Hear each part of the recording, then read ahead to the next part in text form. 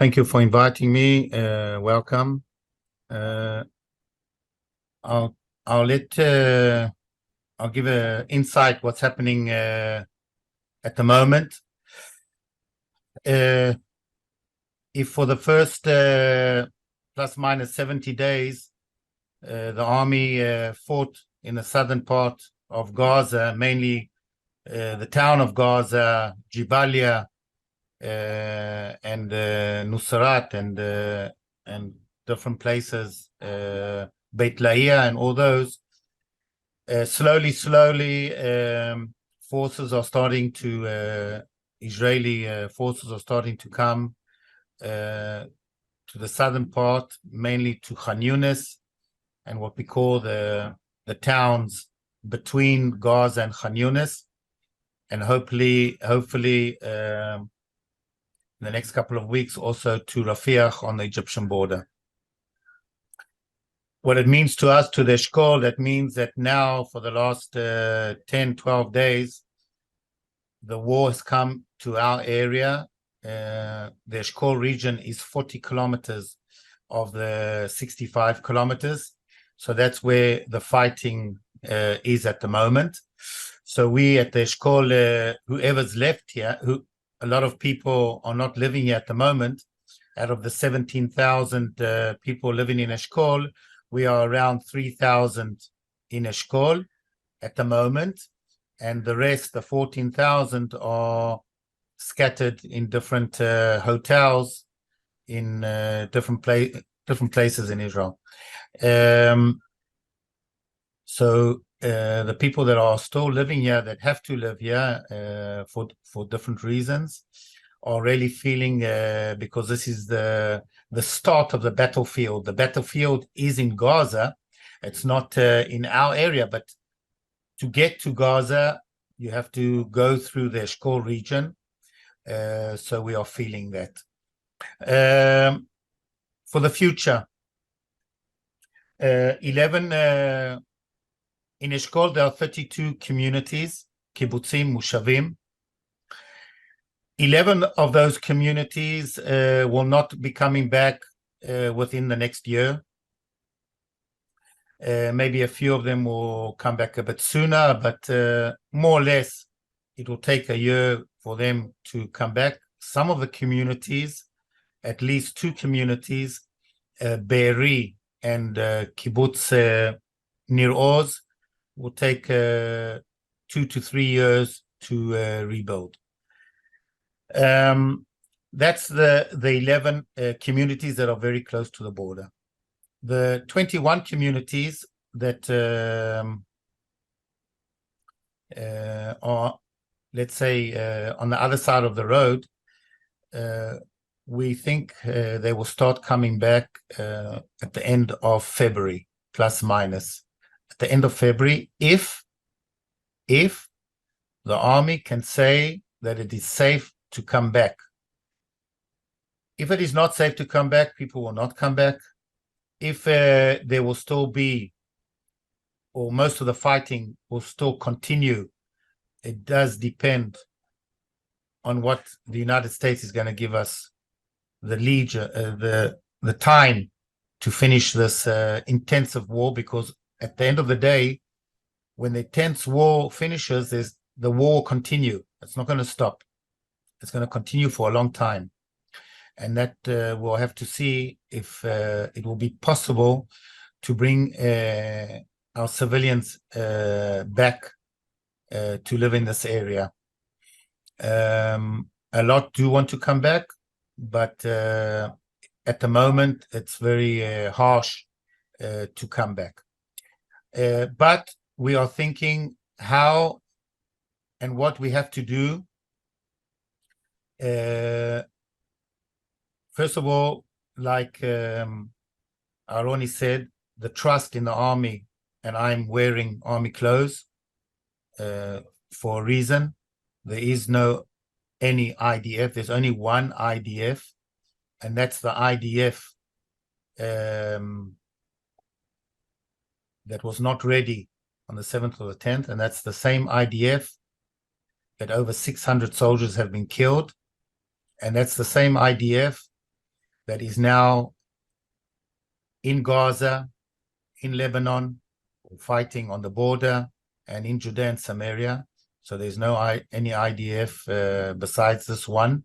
And this IDF is going to win in all where it has to fight. So what are we doing? We are rebuilding everything to do with also first response teams. And here I have to say that JNF has been with us for quite a few years. It's very easy to get help when there's some kind of escalation or war. But that help vanishes very quickly. The help JNF and the people that I work with, mainly in Israel, but also overseas, in JNF-USA, it's all round, it's year-round, building fire stations, buying equipment, giving money for resilience, and that's the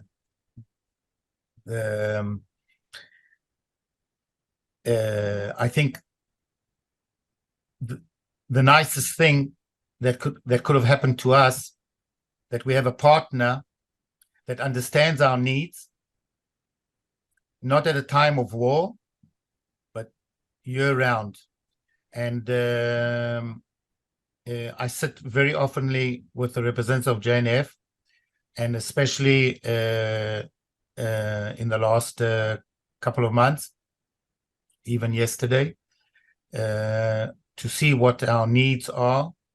Because, you know, when there's escalation or when there's a war, needs change. And also the way you think also changes.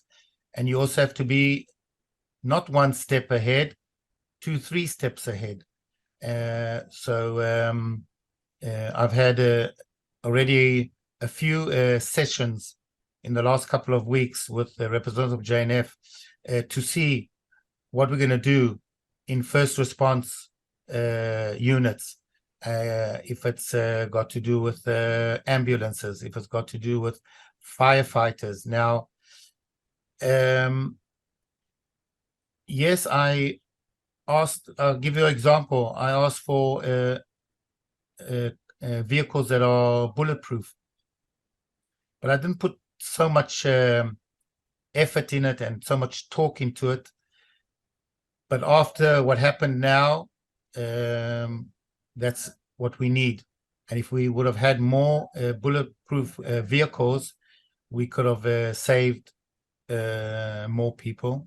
And that's something that we are working on. This is an example. I drive a bulletproof vehicle that was donated to me. And that's the only reason that I'm alive today. So that's just one issue that we are working on. We are upgrading. I'm sure also people ask what the army gives, what the government gives. The army is giving, the Ministry of Defense is giving, the government is giving, but still, it also has to give up north. It has to give to Judea and Samaria, and we need more than we get. But we are to get our civilians back to this area. We have to do quite a few things. Like I said, to upgrade our first response teams, if it's equipment, if it's technology. Of course, this is all with the help of the IDF. And first response ambulances, first response firefighters, first response police units. Now, because that we're in an area that is far away from a town, it's mainly based on us. The system here is very different to the American system, that you have a mayor, and under the mayor you have firefighters that he tells them what to do. You have a police force that he tells them what to do. The Red Cross is under him. Here it's not. Here the mayor has no say. So that's why we also build our own teams. And those teams, many of those teams lost their lives. Out of the 210 civilians that were killed, it's still not a final number, because we still have around 54 that are in captivity, and we don't know how many of them are dead. But until now, 210 are dead. Out of the 210, around 40 of those 210 are first response team under my supervision. And because of those first response teams, we don't have thousands that are dead. We also have to see the other side of the coin, that the first response teams, and this is where JNF has been helping me for the last couple of years, and he's still helping. That's it. Joe, if there are questions or things like that, maybe, or if my time's up, then my time's up.